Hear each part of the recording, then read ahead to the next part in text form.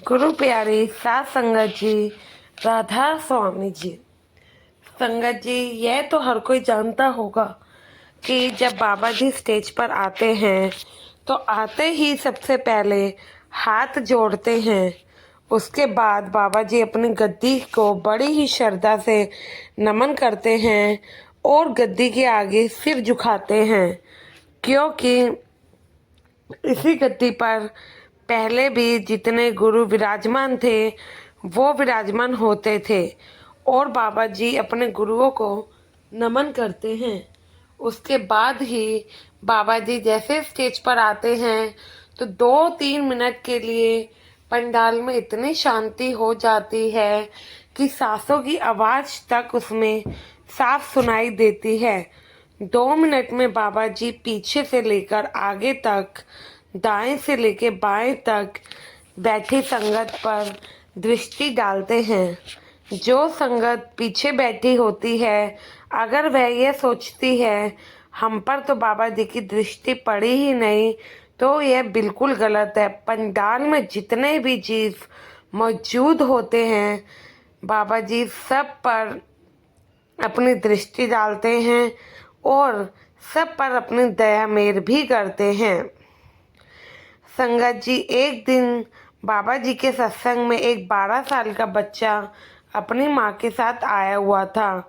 यह माँ और बेटा अभी 10-12 दिन डेरे में और रुकने वाले थे, क्योंकि यह बहुत दूर से आए हुए थे और इसकी माँ को डेरे में सेवा करना भी बहुत अच्छा लगता था। और संगत जी, जैसा कि आप जानते ही हैं, हम लोग डेरे जाते हैं छुट्टियों में तो हमारा जितना भी मन करता है 1 हफ्ता 2 हफ्ता हम वहाँ लगा कर आते हैं। तो संडे का दिन था, सत्संग वाले दिन बच्चा अपनी माँ के साथ पंडाल में सबसे पीछे बैठा होता है और वह कहता है कि मम्मी, जब बाबा जी आते हैं आगे बैठने वाली संगत के तो कितने मज़े हैं। माँ पूछती है बेटा ऐसा क्यों कह रहा है, तो वह कहता है जो भी संगत आगे बैठी है बाबा जी उन्हें कितनी आसानी से देख लेते हैं और संगत भी बाबा जी को आसानी से देख लेती है। हम लोग तो पीछे हैं तो बाबा जी की हमारे पर तो दृष्टि डलती ही नहीं है। तो माँ कहती है नहीं बेटा ऐसा नहीं है, बाबा जी के लिए सभी संगत एक बराबर है। बाबा जी पीछे से लेकर आगे तक सब पर अपनी दृष्टि डालते हैं। तो बच्चा कहता है बाबा जी इतनी दूर से हमें कैसे देखते होंगे। माँ कहती है ऐसा नहीं है, तुम चाहे तो अजमा के देख लेना। बाबा जी जानी जान है, उन्हें अपने हर बच्चे के बारे में पता होता है। तो बच्चा कहता है ठीक है, अगर मुझे कभी सवाल करने का मौका मिला तो मैं बाबा जी से ज़रूर पूछूंगा कि मैंने कौन से रंग की कमीज पहनी थी। तो माँ समझाती है कि बाबा जी से ऐसे सवाल नहीं करते हैं, उनसे सिर्फ रूहानियत के सवाल करते हैं और उनसे सवाल करने के लिए पहले नाम लिखवाना पड़ता है।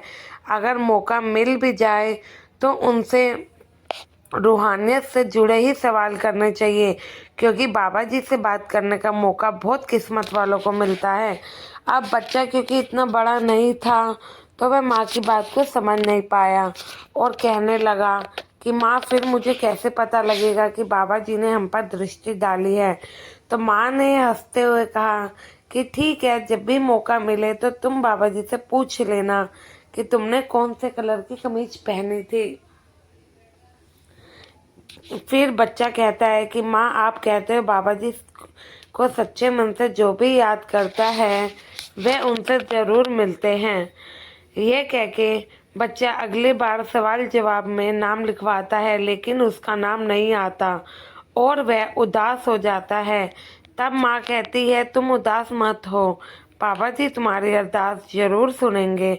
फिर आने वाले शुक्रवार को बाबा जी ने बच्चों के से सवाल जवाब करने थे और उस सवाल जवाब के सेशन में बाबा जी बच्चों को बहुत हंसाते भी हैं।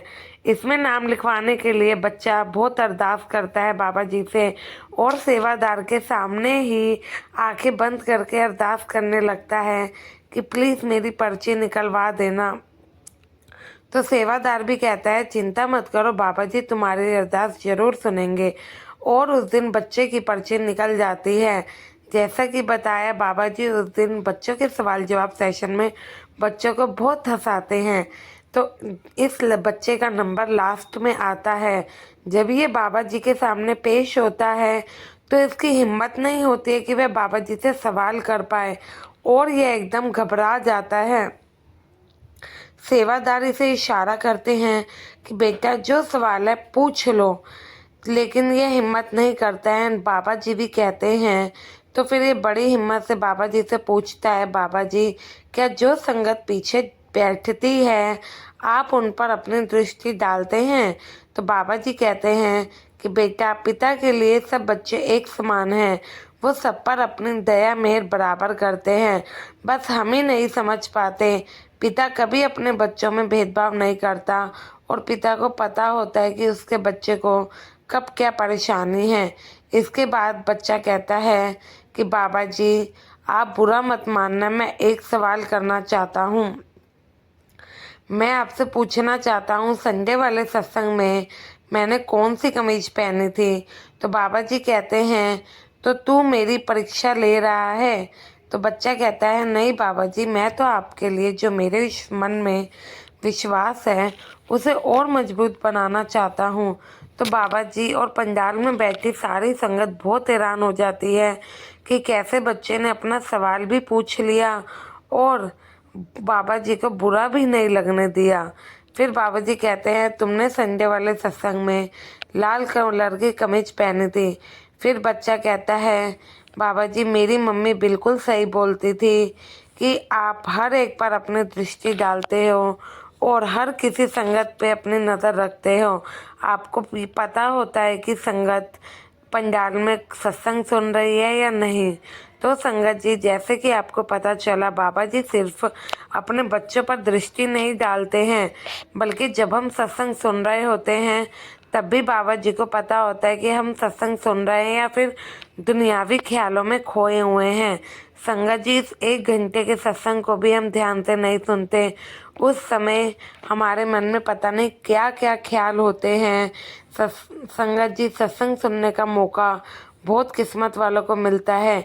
1 घंटा हमसे सत्संग नहीं सुना जाता। 1 घंटा ध्यान से सत्संग सुन लेंगे, बाकी समय तो हमारा ही है, हम उसमें जितना भी। संगत जी, सत्संग सुनने का मौका जब भी मिले उसे व्यर्थ ना करिया कीजिए।